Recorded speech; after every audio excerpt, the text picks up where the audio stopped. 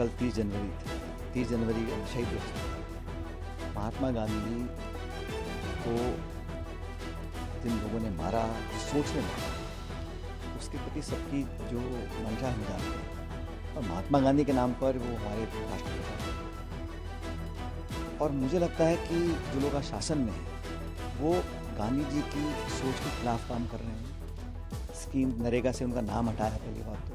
दूसरी बात, जो हमेशा गांधी जी कहते थे, अमन, चैन, भाईचारा, प्रेम, सद्भावना हर समाज में होनी चाहिए, देश में होनी चाहिए।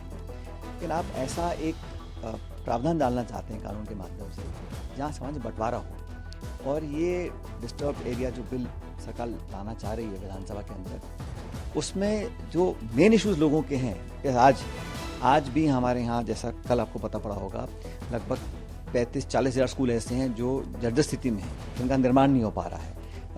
स्कूल, शिक्षा, चिकित्सा, लॉ एंड ऑर्डर, गवर्नेंस, महिला सुरक्षा, इस पर कानून बनाएं, इस पर एक्शन लें। लेकिन ये समाज का ध्यान भ्रमित करने के लिए, समाज में बंटवारा पैदा करने के लिए ऐसा बिल लेकर आ रहे हैं जहाँ पर किसी को भी आप अशांत घोषित एरिया कर दो और वहाँ पर आप संपत्ति बेच नहीं पाओगे, खरीद नहीं पाओगे। तो ये जो पाबंदियाँ हैं संविधान की मूल भावना के खिलाफ है। मुझे लगता है इतिहास में पहले किसी ने कुछ भी किया हो, लेकिन आज के समय पर इस प्रकार का बिल लाना सरकार की प्रायोरिटीज को दिखाता है। और दुर्भाग्यवश उनकी प्रायोरिटी, आज भाजपा सरकार की प्रायोरिटी किसान, नौजवान और प्रदेश की समृद्धि नहीं है। डिवीजन करना, लोगों को भ्रमित करना, एक मानसिक लोगों के अंदर एक तनाव पैदा करना, इस प्रकार की प्राथमिकता को लेकर सरकार काम करे, इसका मुझे लगता है हमको विरोध करना चाहिए। और मैं मानता हूं कि इस बिल के लाने से सामाजिक दूरियां बढ़ेंगी, और हर निर्वाचित सरकार का काम होता है दूरियों को कम करना। भाजपा ठीक उसका विरोध करे, उल्टा काम कर रही है।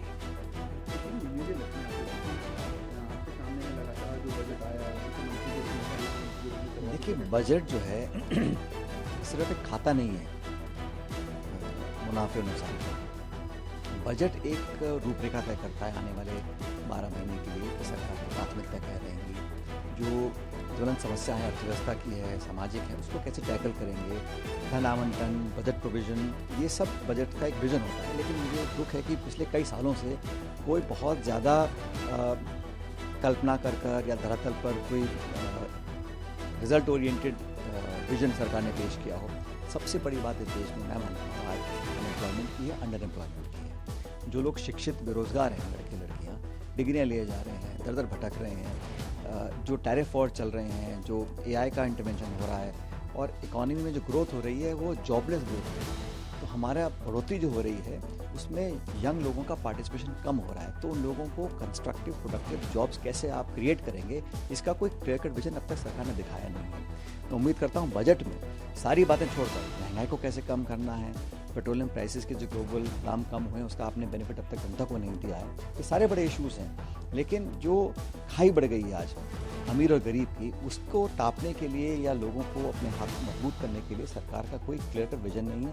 प्रोपेगेंडा है, इश्तिहार हैं, अखबार टीवी है, अपनी पीठ थपथपाना है और सब लोगों से वाहवाही लूटनी है। लेकिन धरातल पर एक्टिवली आपने जो किसान हैं, मजदूर हैं, गरीब हैं, शोषित हैं, पिछड़े हैं, दलित हैं, नौजवान हैं, उनके लिए आपने टेंजिबली आने वाले समय के लिए क्या एक विजन रखा है, वो सरकार ने अब तक दिया नहीं। मैं उम्मीद करता हूँ ये 1 तारीख का जो बजट होगा इसमें कुछ सरकार सबक लेगी और आने वाले फ्यूचर के लिए कुछ कंस्ट्रक्टिव करेगी।